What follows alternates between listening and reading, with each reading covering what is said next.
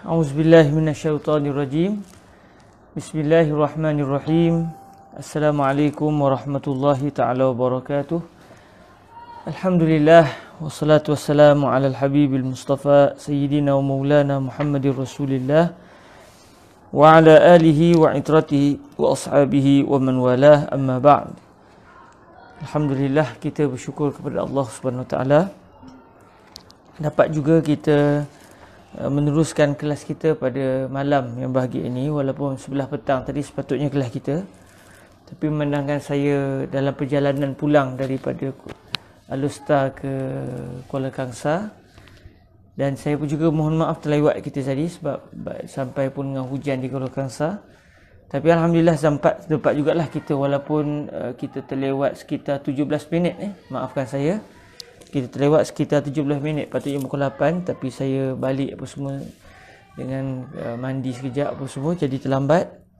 Alhamdulillah ala kulli hal dapat kita meneruskan kelas, sebab membatalkan kelas tu satu benda yang sangat memeritkan sebenarnya, sangat memeritkan hati, kerana bila kita dah baca satu kitab, kita nak supaya kita dapat terus istiqamah sehinggalah Allah Ta'ala merezekikan kepada kita dapat mengkhatamkan kitab dengan baik, insya-Allah azza wa jalla.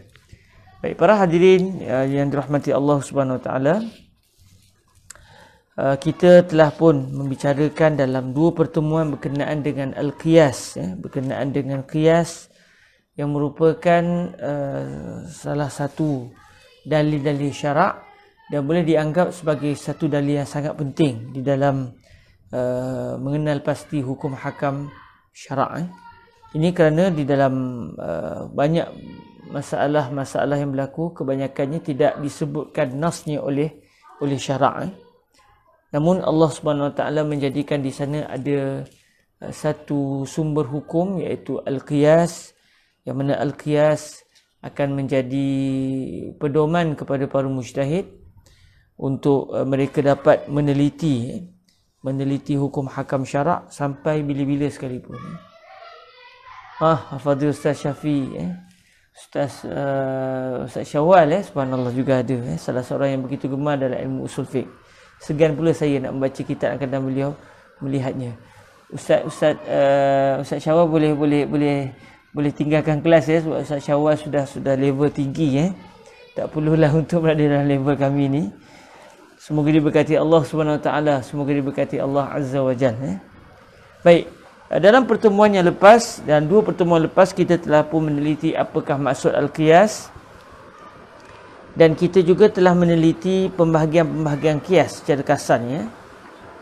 Cuma ada sahabat kita menyatakan saya tertinggal dalam membacakan nas kitab Al-Waraqat, jadi insya-Allah kita akan ulang sekali lagi untuk kita dapat meneliti pembahagian qiyas pada hari ini, insya-Allah. Bismillahirrahmanirrahim. Isnadina al-muttasil ila sayyidina al-imam Imamil Haramain al-Juwaini rahimahullahu azza wa jalla, wa nafa'ana Allahu bi'ulumihi wa 'ulumi masyayikhihi wa talamizatihi wa qurra'i waraqatihi wa sa'iri musannafatihi wa syurrahiha, Allahumma amin. Sebentar saya tutup pintu sekejap, sebab takut anak-anak minta perasan bising-bising semua. Nampak,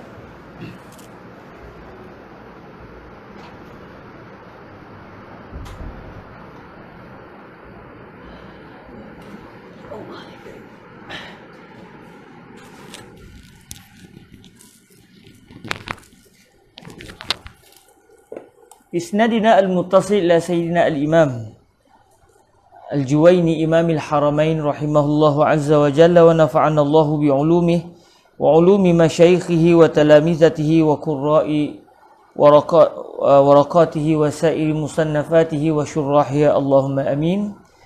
Wa huwa yanqasimu ila thalathati aqsamin: qiyasi 'illatin wa qiyasi dalalatin wa qiyasi syabah. فقياس العلة ما كانت العلة فيه موجبة، وقياس الدلالة هو الاستدلال بأحد النظرين على الآخر، وهو أن تكون العلة دالة على الحكم ولا تكون موجبة للحكم.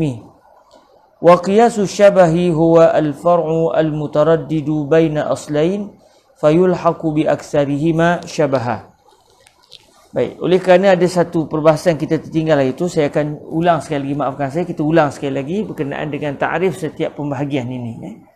Jadi Imam Al-Haramain Al-Juwaini rahimahullah azza wa jalla dalam kitab Al-Waraqat menyatakan bahawa qiyas terbahagi kepada 3 bahagian. Yang pertama qiyas illah, yang kedua qiyas dalalah, yang ketiga qiyas syabah. Berdasarkan ini adalah berdasarkan pembahagian yang didatangkan dalam matan Al-Waraqat.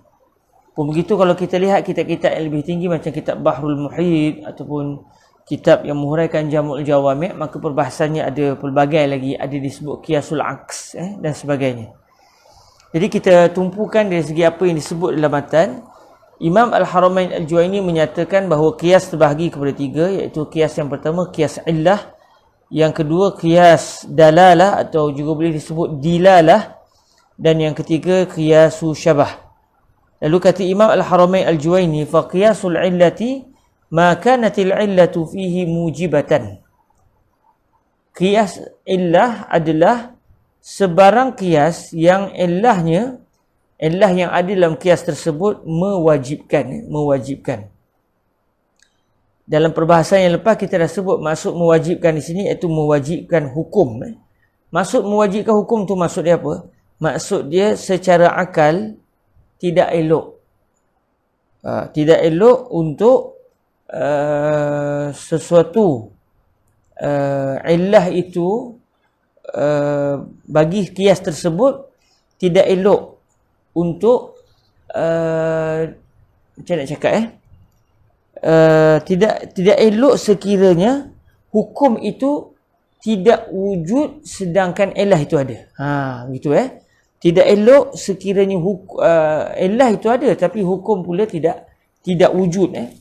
Sebagai contoh di dalam Al-Quranul Karim, Allah Azza wa Jalla menyebut wala taqul lahuma uff.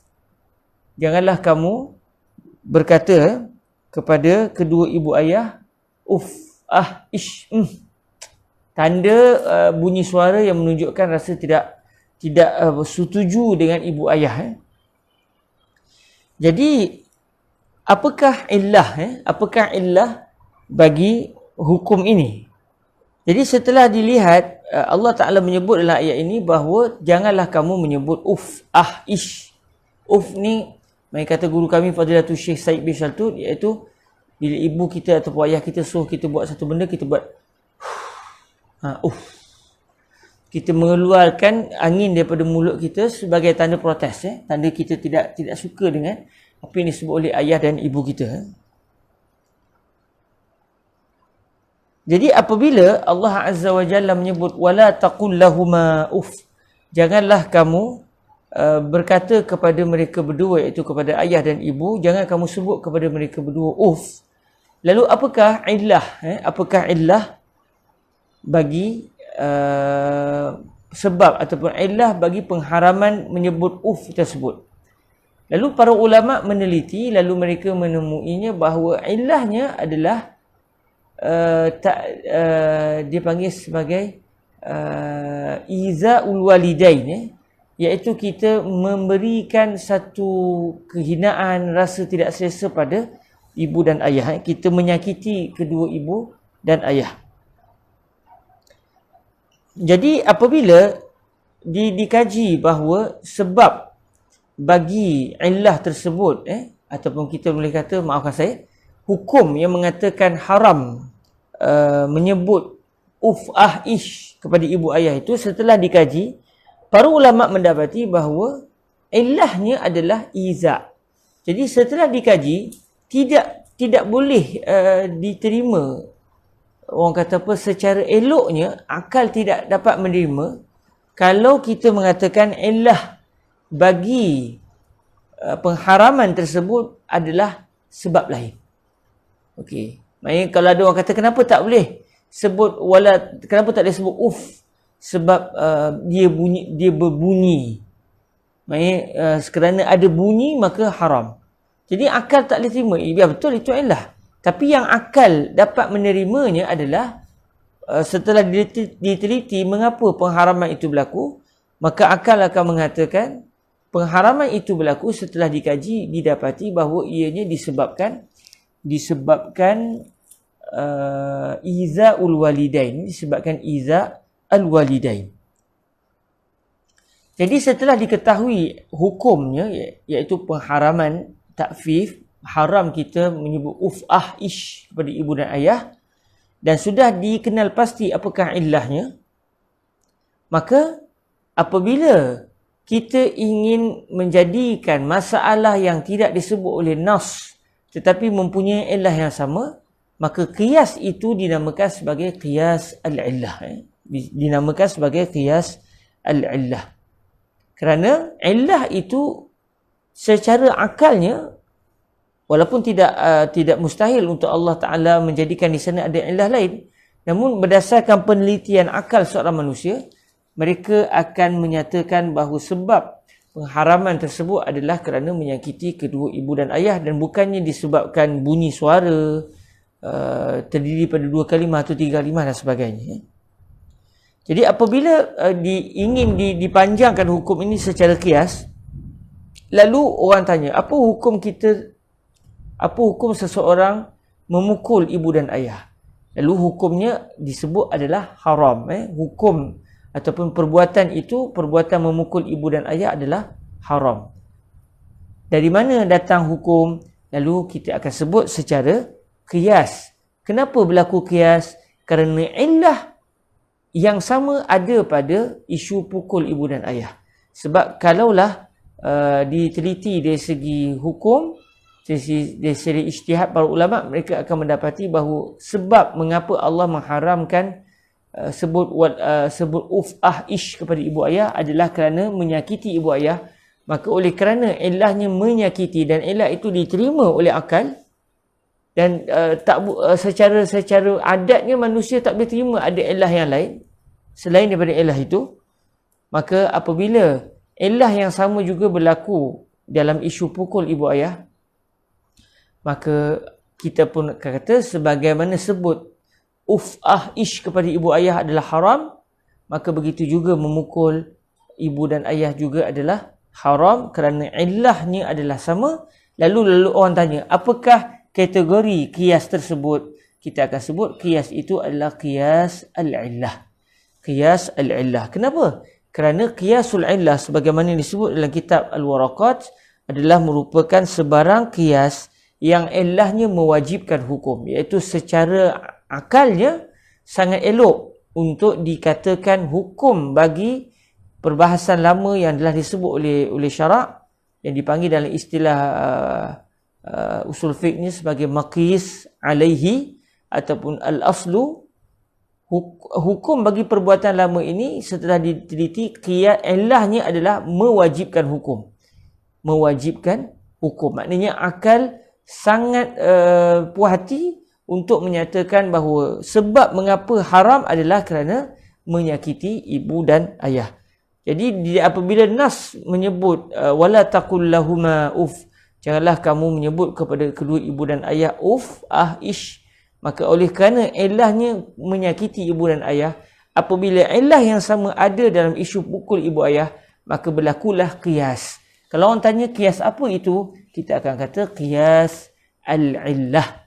Kerana ilahnya begitu kuat, begitu kuat sehingga kita menyatakan secara akal orang tak boleh terima kalau ada orang bagi tahu ilahnya bukan kerana menyakiti, tapi ilahnya kerana bersuara. Orang tak boleh terima. Biar betul, takkan sebab suara. Jadi orang tak boleh terima itu adalah ilahnya.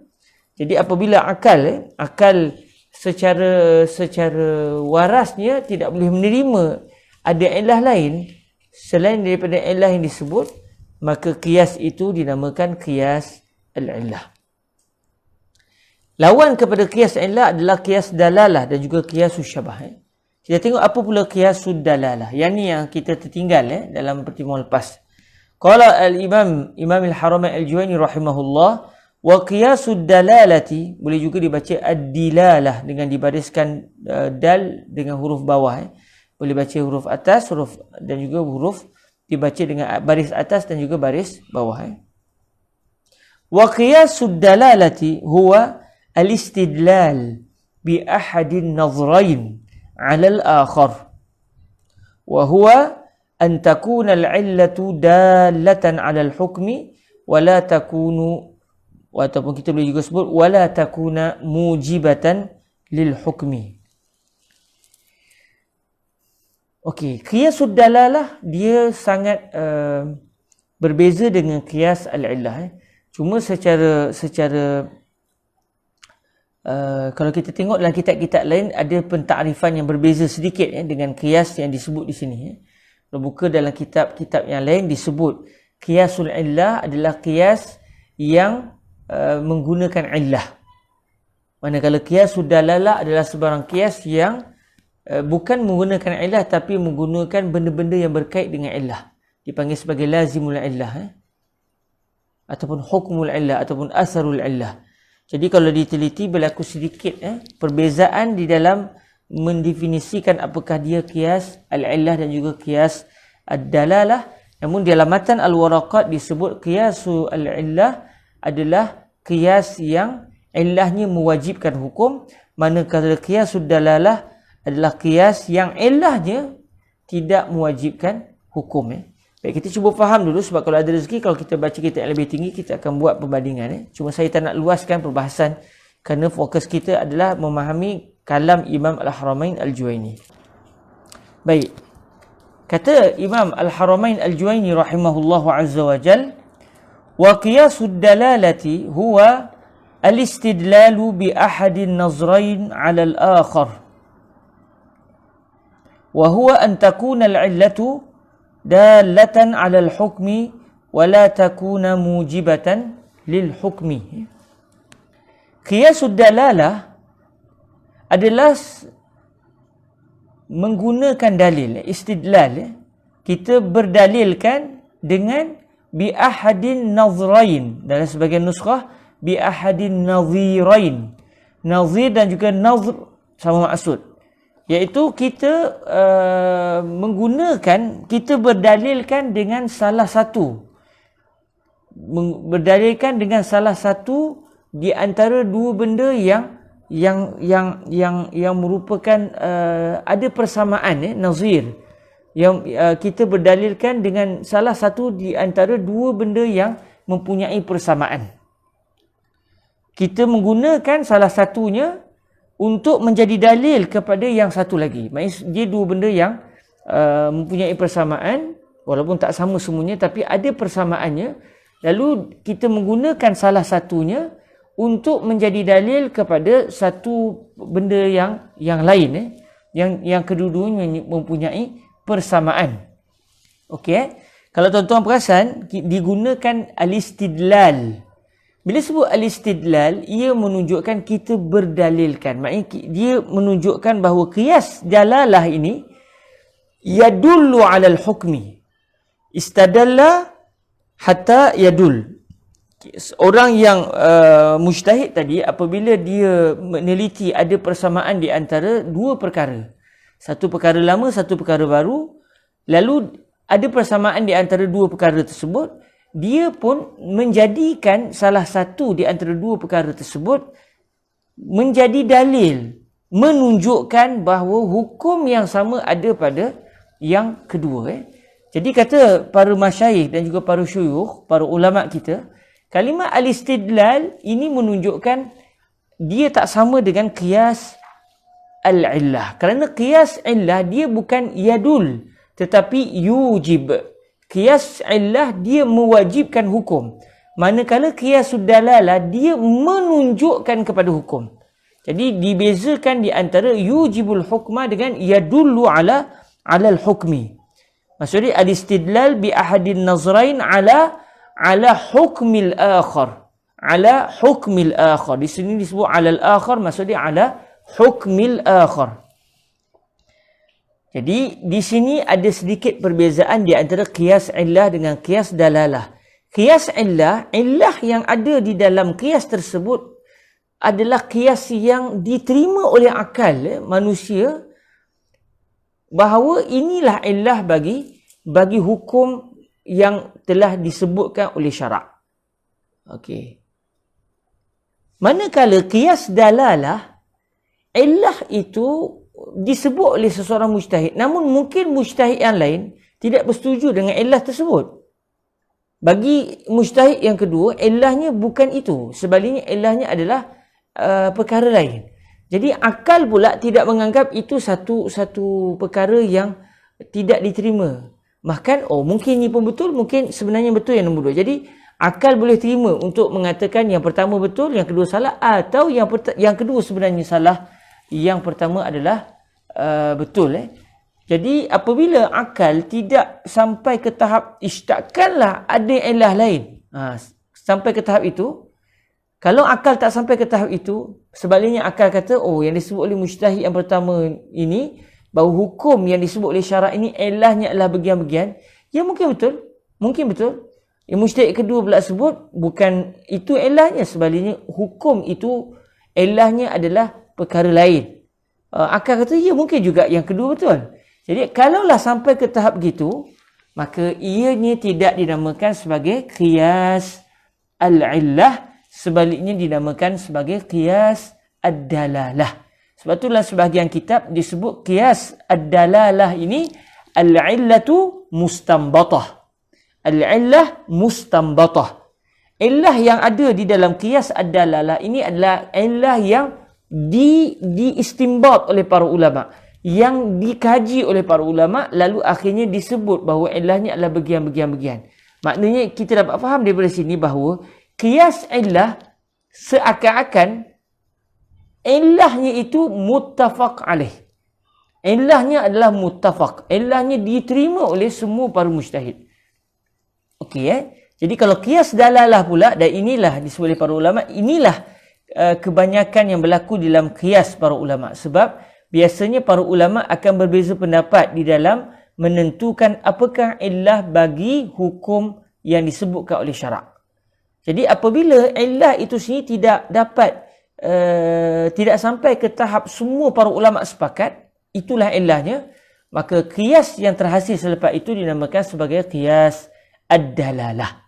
Jadi di sinilah beza di antara qiyas illah dan juga qiyas ad-dalalah. Saya sebut ini qiyas illah dan qiyas dalalah berdasarkan apa yang dalam kitab Al-Waraqat, sebab kalau kita sebut ataupun kita tengok kitab-kitab yang lain, menunjukkan bahawa ada sedikit perbezaan ta'arif qiyas ad-dalalah dan juga qiyas illah di sisi Imam Al-Haramain dalam kitab ini, dengan ta'arif qiyas illah dan juga qiyas ad-dalalah dalam kitab sebagai contoh Bahrul Muhit, Al-Bahrul Muhit, ataupun dalam kitab Al-Ibhaj contohnya. Apa pun tak apa, kita cuba faham berdasarkan apa yang disebut oleh Imam Al-Haramain dalam kitab ini terlebih dahulu. Jadi saya sebut sekali lagi, qiyasud dalalah huwa al-istidlal bi ahadin nadhrain 'ala al-akhar. Qiyas dilalah. Qiyas qiyas dilalah adalah al-istidlal. Al-istidlal ni maksud dia kita menjadikan salah satu di antara dua benda yang mempunyai persamaan, kita jadikan salah satunya adalah dalil ke atas yang satu lagi. Ambil sebagai contoh para hadirin dirahmati Allah Subhanahu Wa Taala. Allahumma salli ala al-habibil Mustafa alaihi salatu wassalam. Ambil sebagai contoh macam yang kita bincang dalam pertemuan lepas. Allah Azza wa Jalla melalui lisan baginda Nabi alaihi salatu wassalam, baginda Rasul mengharamkan jual hintah dengan hintah. Hintah maksud dia gandum, ataupun syair dengan syair. Syair maksud dia barley.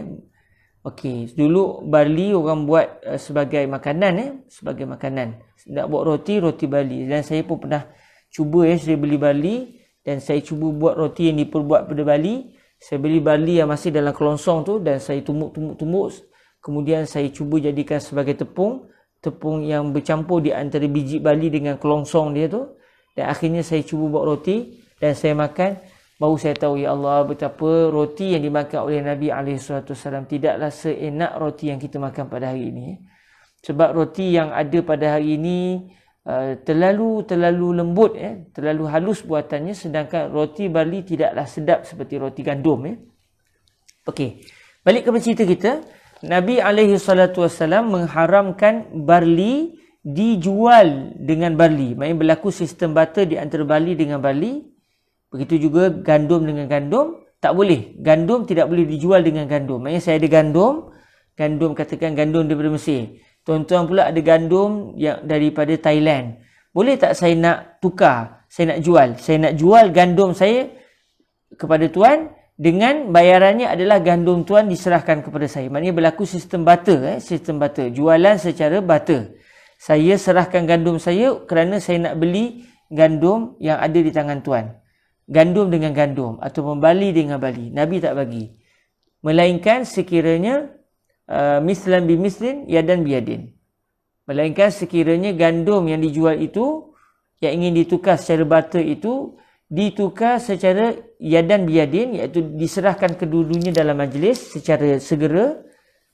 Maksudnya saya serahkan gandum kepada yang ada gandum Thailand tadi, dan yang memiliki gandum Thailand pun menyerahkan gandum Thailandnya kepada saya. Jadi saya serahkan gandum Mesir itu kepada beliau dengan cepat, dengan segera. Dalam masa yang sama, beliau juga menyerahkan kepada saya dalam masa yang sama. Kemudian syarat yang kedua adalah mislan bi mislin, iaitu bilangannya adalah sama. Maknanya kalau saya punya gandum Mesir adalah 1 kg, maka kalau saya nak tukar juga gandum dengan gandum, mestilah gandum Thailand juga mesti 1 kg. Jadi kalau tidak berlaku riba. Kalau tidak berlaku riba. Jadi, itu hukum yang disebut dalam hadis. Mengapa? Baik, kita mula ingin mencari illah. Adakah ada illah? Sebab kalau kita jumpa illah, kalaulah ada benda lain yang Nabi tak sebut. Contoh beras dengan beras. Nabi dalam hadis tak sebut beras dengan beras.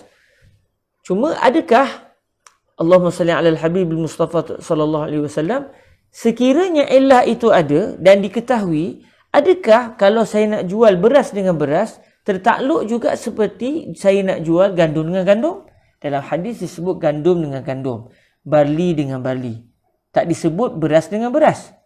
Jadi kalau saya jumpa apa ilahnya, maka sekiranya ilah yang sama ada di padi, di beras, maka hukumnya juga akan sama.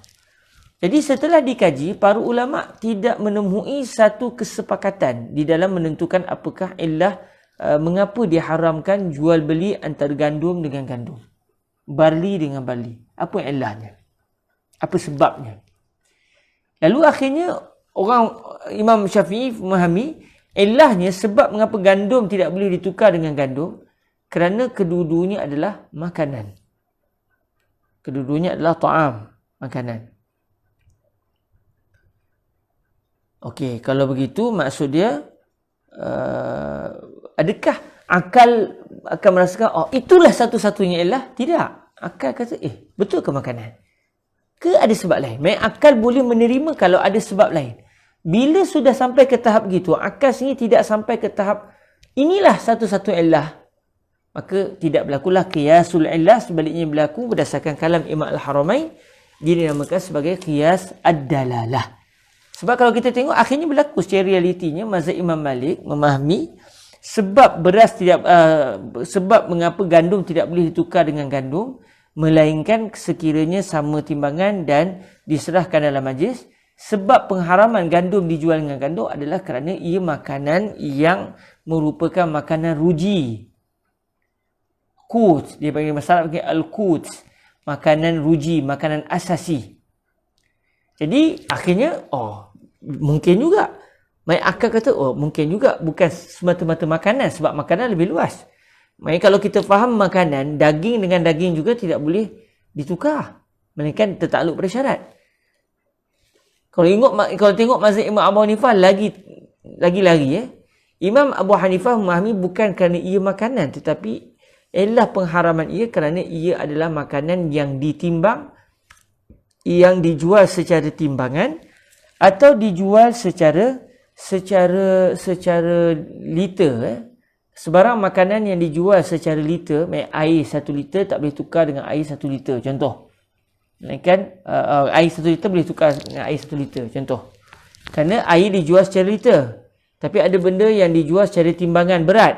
Jadi mazhab Abu Hanifah memahami pengharaman gandum dijual dengan gandum tidak boleh kerana gandum dijual secara berat.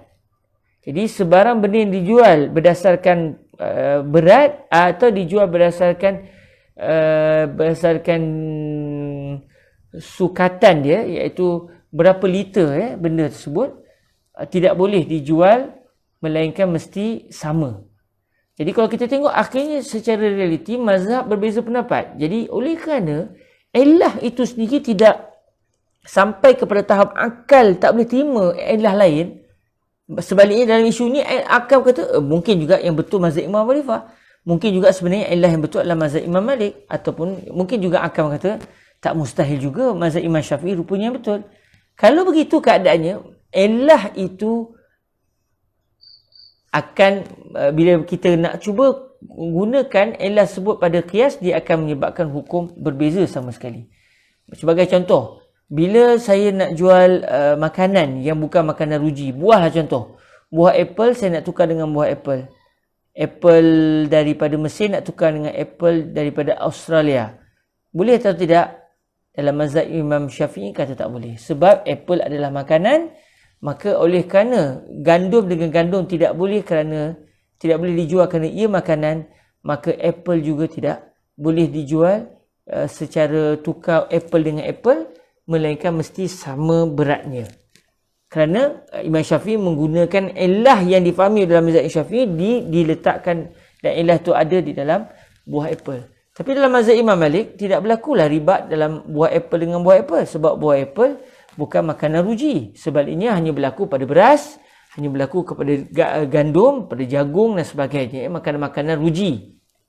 Jadi kita lihat fuqaha kita kadang-kadang berbeza pendapat disebabkan kerana mereka berselisih apakah sebenarnya illah bagi hukum yang disebut oleh Al-Quran ataupun hadis baginda Rasul sallallahu alaihi wasallam. Jadi kalau kita cuba tengok, bagi mazhab Imam Syafi'i, apple dengan apple tidak boleh dijual secara 1 kilo dijual dengan 2 kilo apple. Kenapa? Kerana Imam Syafi'i istadalla bi ahadin nazrain 'ala al-akhar. Maksud Imam Syafi'i telah berdalilkan dengan salah satu di antara dua benda yang sama. Dalam contoh kita tadi, gandum dan apple. Dua benda yang walaupun tidak serupa tapi ada persamaan. Iaitu kerana kedua-duanya berkongsi pada illah. Illah berdasarkan kefahaman Imam Asy-Syafi'i radhiyallahu ta'ala anhu. Lalu Imam Asy-Syafi'i telah menggunakan gandum sebagai dalil kepada persamaan hukum pada apple. Kerana kedua-duanya adalah makanan. Jadi dia panggil al-istidlal. Kerana dia tidak sampai kepada tahap illah itu mewajibkan hukum. Kerana kalau dalam isu illah bagi makanan yang bersifat ribawi, akal tidak bersepakat di dalam menentukan apakah illah bagi isu riba tadi, pada pengharaman riba. Jadi sebab itulah qiyas ad-dalalah tidak sampai kepada mewajibkan hukum, sebaliknya hanya menunjukkan hukum secara zon, secara zon begitu, secara sangkaan. Orang ni faham gini, orang ni faham gini, orang lain faham dengan cara lain. Lalu kata Imam Al-Haramain, beliau nak jelaskan lagi apa maksud al-istidlal bi ahadin nazrain 'alal akhar. Kata beliau, wa huwa, huraian bagi al-istidlal bi ahadin nazrain 'alal akhar adalah antakuna al-illatu. Illah yang ada di dalam isu qiyas tadi, illah yang ada pada hukum tersebut, illah itu menunjukkan kepada hukum. Maknanya illah itu menunjukkan mengapa pengharaman itu berlaku. Kalau kita balik kepada isu riba tadi. Jadi bila bila Nabi alaihi salatu wasallam sebut haram jual gandum dengan gandum, melainkan mesti sama timbangan dan mesti diserahkan di dalam majlis jual beli tersebut. Kalau tak ada dua syarat ni, tidak boleh berlaku jual beli. Lalu apakah yang menunjukkan kepada pengharaman tersebut? Apa penyebab? Apakah illah sehingga Allah Ta'ala dan juga Nabi mengharamkan jual beli gandum dengan gandum? Jadi illah yang menunjukkan kepada hukum berdasarkan kefahaman Imam Asy-Syafi'i radhiyallahu ta'ala anhu adalah makanan. Oleh kerana gandum adalah makanan, maka tidak boleh tidak boleh gandum dijual dengan gandum kerana kedua-duanya adalah makanan. Okey. Jadi maknanya kalau keris nak tukar dengan keris, saya dulu 3 minggu ni minat keris. Ustaz Hanif Harun, mudir Darul Hadis Pulau Pinang menghadiahkan saya sebilah keris. Okey, katakan saya ada sebilah keris. Kemudian saya juga bertemu dengan seorang sahabat saya yang juga ada keris. Saya kata, apa kata? Saya beli keris kamu dengan saya bayar keris saya. Saya nak beli keris yang ada di tangan kamu, bayarannya adalah saya serahkan keris saya kepada kamu. Jual keris dengan keris. Berlaku riba atau tidak? Kalau keris saya lebih ringan berbanding dengan keris sahabat saya, dalam mazhab Imam Syafi'i tidak berlaku riba kerana keris bukan makanan. Tapi dalam mazhab Imam Abu Hanifah, kalaulah keris dijual berdasarkan timbangan, maka berlakulah riba. Contoh, berlakulah riba kalau sebarang benda dijual secara timbangan. Jadi kalau besi dijual dengan besi secara timbangan, besi dijual berdasarkan timbangan, katakan, saya pun tak tahu sekarang ni besi dijual berdasarkan timbangan ataupun tidak. Okey, kalau besi dijual secara timbangan, maknanya besi kalau nak tukar dengan besi mesti kena sama timbangan. Tak boleh besi Malaysia jual dengan besi Indonesia, oleh kerana besi Malaysia dengan Indonesia tak sama jenis. Dari segi kandungannya, kita nak jual 1 kilo besi Malaysia nak tukar dengan 2 kilo besi Indonesia. Maka dalam mazhab Imam Abu Hanifah tidak boleh. Kalau jual juga tak sama timbangan, berlaku riba. Tapi dalam mazhab Imam Syafi'i, apa pula riba? Besi bukan orang makan. Nampak tak? Kefahaman kiasnya berbeza. Kerana illah pada Imam Abu Hanifah berbeza dengan illah yang difahami oleh Imam Asy-Syafi'i radhiyallahu taala anhuma. Jadi oleh kerana begitu, illah yang ada dalam kias menunjukkan kepada hukum, iaitu berdasarkan ijtihad seseorang faqih, wala takun mujibatan lil hukmi. Illah tersebut tidak pula mewajibkan hukum. Illah tidak sampai kepada tahap mewajibkan hukum. Kerana kalaulah semua para ulama ataupun akal merasakan hanya inilah illahnya, contohnya isu ta'fif tadi, isu pukul mak ayah, kenapa haram? Kerana dikiaskan kepada Allah Ta'ala tak bagi kita sebut ish kepada ibu ayah. Apa ilahnya? Mengapa tak boleh sebut kepada ibu ayah? Dikaji oleh para ulama, secara akalnya manusia akan mengatakan tak boleh ni sebab ia menyakiti ibu dan ayah, menderhakai ibu dan ayah. Jadi Izaul walidain itu tidak ada ulama lain yang memahami ada ilah lain. Itu sajalah ilahnya. Maka kalau begitu berlakulah kias. Kalau dikiaskan kepada benda baru, contoh macam pukul ibu ayah, maka haram pukul ibu ayah secara kias. Apakah bentuk kias tersebut? Kias itu oleh kerana ilahnya mewajibkan hukum, ianya dinamakan kias al-illah. Tapi dalam isu qiyasud dalalah, ia tidak sampai kepada mewajibkan hukum. Maknanya, illah itu diistimbat. Illah itu difahami secara ijtihad. Bukan sampai kepada tahap semua ulama sepakat itulah illahnya. Okay, ini yang dimaksudkan dengan qiyasud dalalah. Dan perbahasan tentang qiyasud dalalah ni yang kita terlepas pandang untuk membaca matanya pada pertemuan yang lepas. Jadi sebahagian kitab menyatakan kebanyakan qiyas yang berlaku dalam fiqh adalah qiyasud dalalah dengan ta'rif ini, iaitu qiyas yang ilahnya tidak sampai kepada tahap akal menganggap itulah qiyas. Kerana akal berbeza-beza. Orang ni akalnya memahami ilahnya adalah bagian-bagian. Mujtahid yang kedua pula akalnya memahami ilahnya adalah sekian-sekian-sekian. Kalau sudah berlaku perbezaan pada ilah, nescaya akan berlakulah perbezaan pada isu qiyas. Sebab itu kalau kita tengok banyak pendapat-pendapat fiqh yang berkait dengan qiyas berlaku khilaf padanya di kalangan para ulama, kerana mereka sebelum menggunakan konsep qiyas, mereka sendiri telah berbeza pendapat dalam menentukan apakah illah bagi sesuatu hukum yang telah disebutkan oleh Allah dan juga Nabi SAW. Jadi qiyas yang ilahnya tidak disepakati, sebaliknya mustambatah, diijtihadkan oleh para ulama, sehingga ijtihad seorang faqih berbeza dengan ijtihad seorang faqih yang lain, Maka qiyas yang terhasil selepas itu dinamakan sebagai qiyas ad-dalalah. Adapun qiyasus syabah, alhamdulillah kita dah bincang qiyasus syabah pertemuan lepas, tapi dah kebetulan kita baca ni, dan sebab saya tersilap untuk baru ni saya tertinggal tentang qiyas dalalah, kita bacalah Jadi hari ini lebih kepada mengulang kembali apa yang telah kita bicarakan sebelumnya. Qiyasus syabah, kata Imam Al-Haramain, wa qiyasus syabahi huwa al-far'ul mutaraddidu baina aslain fayulhaqu bi aktsarihima syabaha. Qiyasus syabah adalah apabila far' adalah masalah baru yang tidak disebut hukumnya oleh syarak.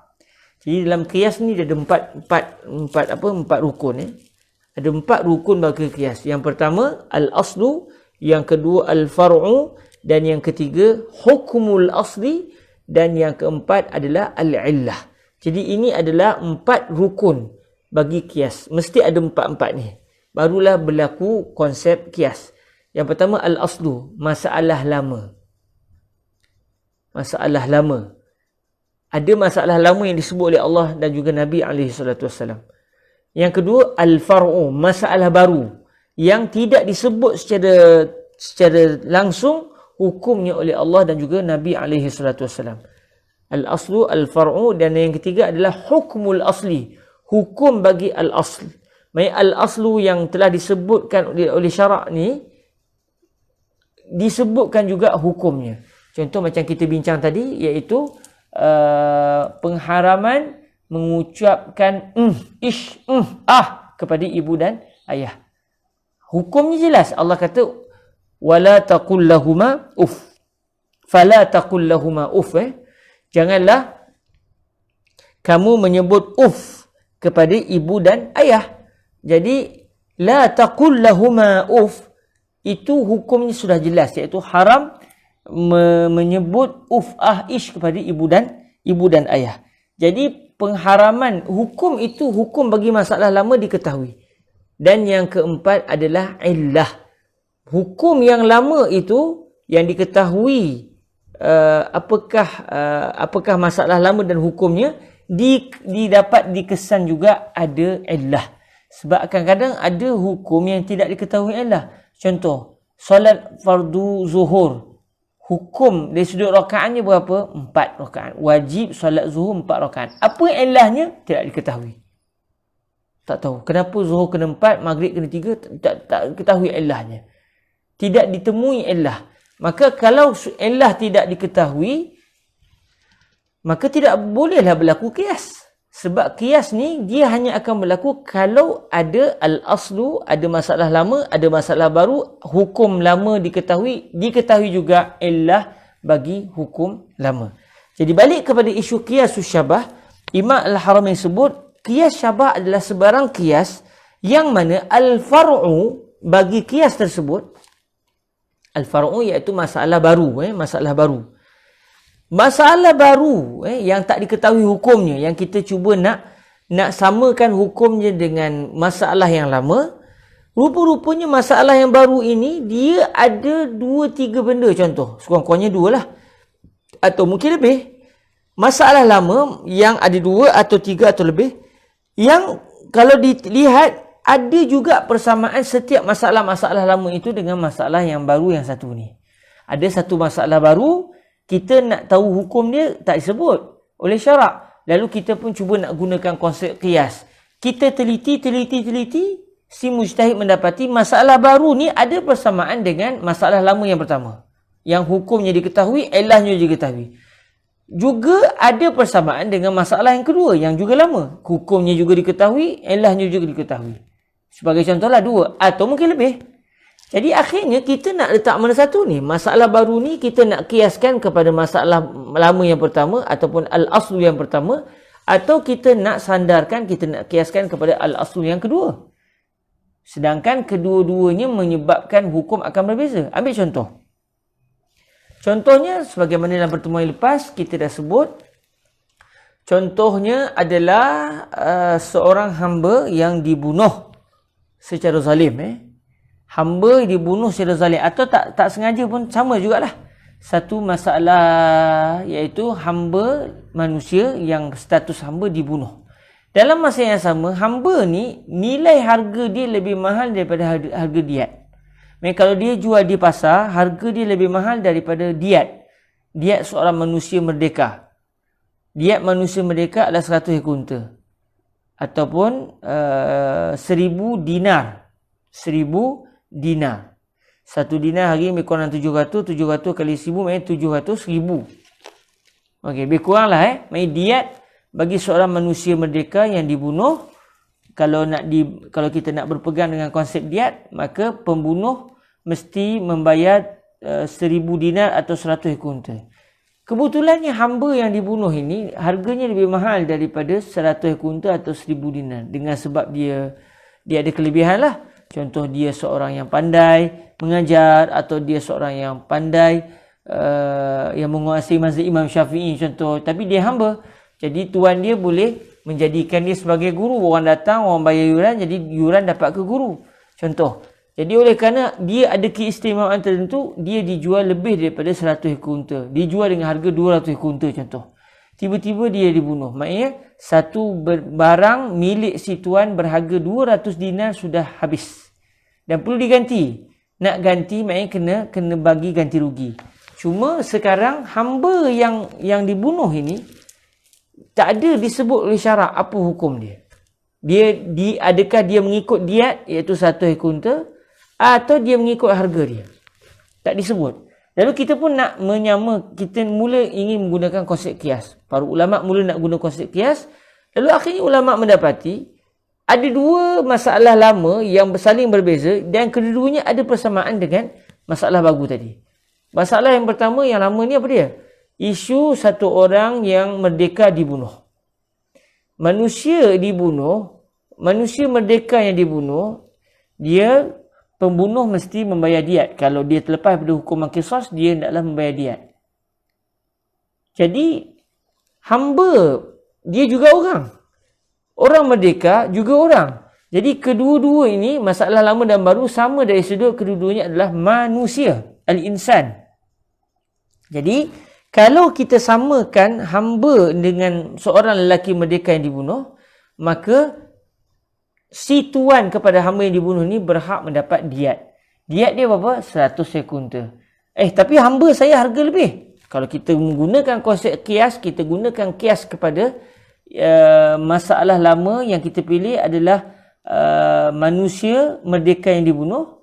Maknanya kita akan samakan hukum manusia merdeka yang dibunuh dengan hamba yang dibunuh, iaitu pampasannya adalah diat seorang manusia iaitu 100 ekor unta. Tapi dalam masa yang sama ada masalah lain, iaitu masalah lama yang lain yang hukumnya berbeza, iaitu sesuatu benda kalau dirosakkan hendaklah diganti berdasarkan harga dia. Contoh, katakan saya ada keris. Keris saya beli dengan harga RM500 Malaysia. Contoh, keris ni mahal, saya beli dengan harga 500. Tiba-tiba sahabat saya dia pergi main, dia pergi cocok sana-sini, rosak keris saya, tumpul ataupun patah. Jadi dia kena ganti balik. Berapa dia kena ganti? Iaitu dia kena ganti ruginya berdasarkan harga semasa keris itu. Bila tengok harga semasanya adalah RM500, maka dia kena bayar kepada saya RM500. Contoh, kalau dia keris itu dia pergi campak dalam laut pula, contoh sampai saya tak jumpa dah, payah nak cari, dia kena pulangkan balik kepada saya nilai keris yang dia dah rosakkan tadi, iaitu RM500. Ini berdasarkan nilai. Jadi kalau begitu ada persamaan antara masalah lama dengan masalah baru, kerana kedua-duanya adalah barang yang boleh dijual dibeli. Hamba boleh dijual, boleh dibeli. Keris boleh dijual, boleh dibeli. Maksudnya dia barang yang bersifat jualan. Kalau begitu, kalau kita kiaskan kepada hamba kepada keris, maknanya bukan berdasarkan diat manusia, tetapi berdasarkan nilai hamba tersebut. Kerana keris kalau nilainya RM500 dan dihilangkan, maka orang tadi juga kena membayar ganti rugi sebanyak RM500. Jadi kalau hamba tadi nilainya adalah 200 ekor unta ataupun 2000 dinar, maka kalau dia sudah dibunuh, maka pembunuh mesti membayar 2000 dinar atau 200 ekor unta. Kerana digunakan konsep kias, hamba adalah barang dagangan. Maka oleh kerana ilahnya barang dagangan, maka sebagaimana barang dagangan yang lama yang hukumnya diketahui adalah kalau dirosakkan perlu diganti semua berdasarkan nilai. Maka oleh kerana hamba tadi kebetulannya nilainya 200 ekor unta, maka hendaklah dibayar ganti rugi kepada pemilik hamba tadi sebanyak 200 ekor unta. Katakan nilai hamba tu hanyalah 50 dinar. 50 dinar je.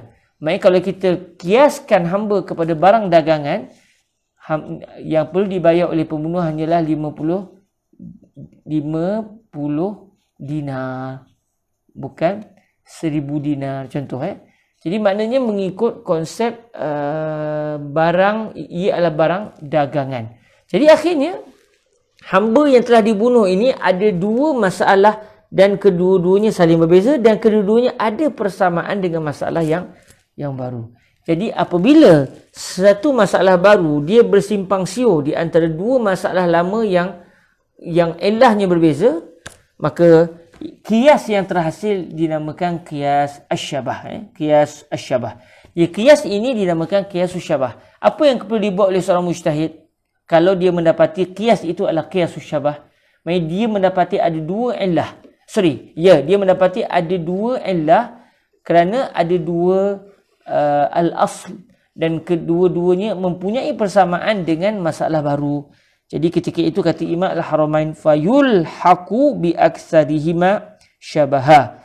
Maka hendaklah al-far'u disandarkan, dilekatkan dengan yang mana di antara dua masalah lama tersebut yang paling banyak persamaan dengan masalah yang baru. Jadi setiap mujtahid itu kalau dia mendapati kias yang dia ingin gunakan adalah rupa-rupanya kias syabah, dia kena tengok manakah sebenarnya al-aslu, iaitu masalah lama yang paling banyak persamaan dengan masalah baru yang dipanggil al-far'u.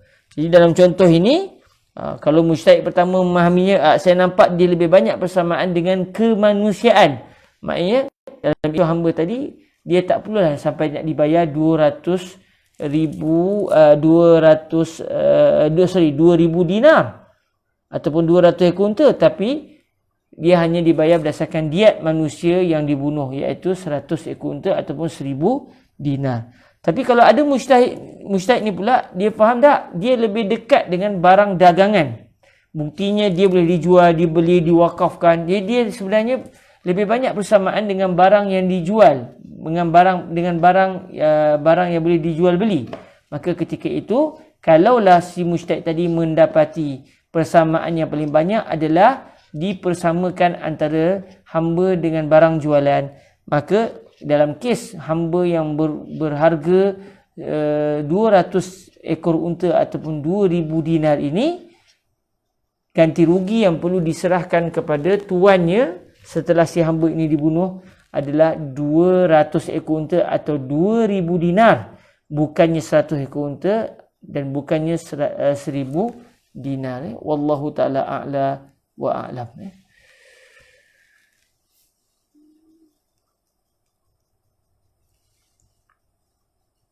Okey, ada satu soalan. Maaf sebelum ni Ustaz menyatakan contoh bagi qiyas illah ialah berkaitan dengan zina dan masalah penjualan mani untuk orang lain.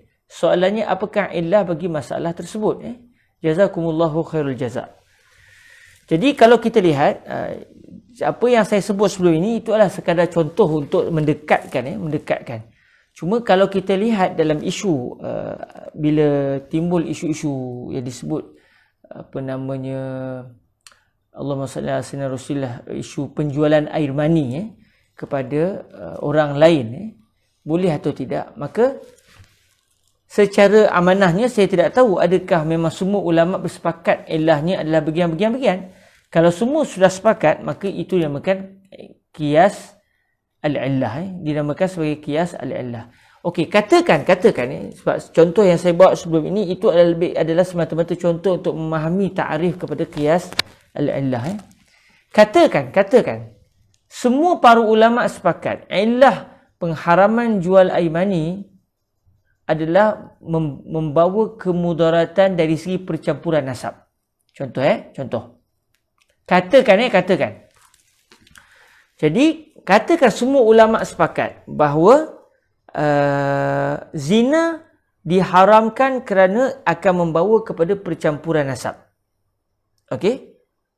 Maka apabila air mani yang diambil daripada seorang lelaki dijual kepada sesiapa saja yang ingin membeli, lalu dimasukkan ke dalam ovum pembeli contohnya, maka ianya adalah haram kerana ianya juga membawa kepada percampuran nasab. Jadi untuk saya bawa contoh itu semata-mata bukan contoh, inilah contoh kias illah sebenarnya. Saya ingin menyatakan bagaimana kias itu boleh dinamakan sebagai kias illah. Tapi hakikatnya kalaulah kita ingin menyatakan dalam isu zina itu, isu air mani tadi, kias yang berlaku adalah kias illah, maka benda yang paling utama adalah kita kena pastikan adakah semua para ulama sepakat itu adalah illahnya. Katakan ulama tidak sepakat itu illahnya, ada ulama faham gini, ada ulama faham gini, maka kias yang berlaku tidak akan dinamakan sebagai kias illah, sebaliknya dinamakan sebagai kias ad-dalalah. Jadi saya mohon maaf kalau dalam pertemuan lepas mungkin ada yang memahami ia adalah contoh bagi kias illah secara realiti. Saya mohon maaf mungkin saya menghuraikannya kurang tepat, tapi maksud saya bahawa contoh air mani itu, pengharaman jual air mani dikiaskan kepada pengharaman zina. Kalaulah semua para ulama sepakat pengharaman zina adalah kerana membawa percampuran nasab, maka kalau semua ulama sepakat itulah illahnya, maka penjualan air mani adalah haram kerana dikiaskan kepada zina. Kias itu dinamakan sebagai kias al-illah. Okey. Tapi katakan ulama beza pendapat. Ulama faham zina haram bukan sebab percampuran nasab, tapi zina haram kerana berlaku persetubuhan. Jadi ketika itu tidak berlakulah qiyas illah. Sebaliknya yang berlaku adalah qiyas ad-dalalah. Wallahu taala a'la wa alam. Moga-moga jelas, dan saya mohon maaf kalau anda kata ucapan saya minggu lepas rupanya disalahfahami ataupun saya ketika menghurai yang tersalah. Saya mohon kemaafan. Penting sebenarnya kita ingin memahami apakah kias itu yang berlaku itu di mana kategorinya. Adakah ia yang dinamakan sebagai kias illah atau kias dalalah ataupun kias syabah. Alhamdulillah. Terima kasih kepada yang bertanya, satu soalan yang baik, dan saya tak langsung dapat membetulkan huraian saya kalau saya ketika menghurai dalam minggu lepas tersilap. Jazakumullah khairah. Okey. Itu dia. Sekarang dah pukul 9.18 hampir sejam juga kita bersama dengan putus-putus tadi. Saya mohon kemaafan. Okey, ala kulli hal, terima kasih saya ucapkan kepada semua, dan alhamdulillah saya syukur pada Allah dapat juga kita bertemu walaupun kita terlambat sikit hari ini. Sebab saya dalam musafiran, ni mata pun dah kecil sangat ni, terasa keletihan. As-safar qita'ah minal azab. Bermusafir ni satu potongan daripada azab. Jadi alhamdulillah sampai juga ke Kuala Kangsar. Nak balik ke Selangor tak berani sebab Selangor dah berada pada zon yang merah dan zon dikenakan sebagai PKP. Jadi daripada Kedah saya pergi ke Perak, insya-Allah saya berada lama di Perak sampailah kalau dah ada rezeki boleh balik ke Selangor, saya baru pulang ke Selangor. Jadi mohon doa semua moga dipahami. Jazakumullahu khairah. Terima kasih kepada saudara Muhammad Alif Daniel Al-Qadahi yang bertanya soalan yang sangat baik, dan saya tak langsung soalan beliau juga dapat membetulkan kesilapan saya dalam menghuraikan pertemuan sebelum ni. Dan moga-moga orang Selangor selamat Ustaz Syawal kata doakan kami orang Selangor, ya Rabb, moga-moga selamat. Alhamdulillah, jangan keluar ke mana-mana, duduk di rumah, jangan nak berjalan ke sana ke sini. Ada pun kami yang buat di Perak ni, walaupun boleh rentah daerah, kita pun hanya boleh rentah daerah atas dasar keperluannya. Kalau tak ada keperluan tak payahlah kita ke sana, dan kita mohon doa agar Allah Subhanahu Wa Taala mengangkat wabak ini, yang mana wabak ini menunjukkan kita adalah hamba. Subhanallah, wabak ini menunjukkan kita adalah hamba Allah, yang kita walaupun punya kecerdikan, punya kepakaran, tapi kalau Allah mahukan satu perkara, tidak ada siapa yang dapat melawan kehendak Allah Azza wa Jal. Dalam masa yang sama, Allah juga ingin memberikan kepada kita sebagai kaum muslimin nikmat bersabar, nikmat pasrah pada Allah Azza wa Jal.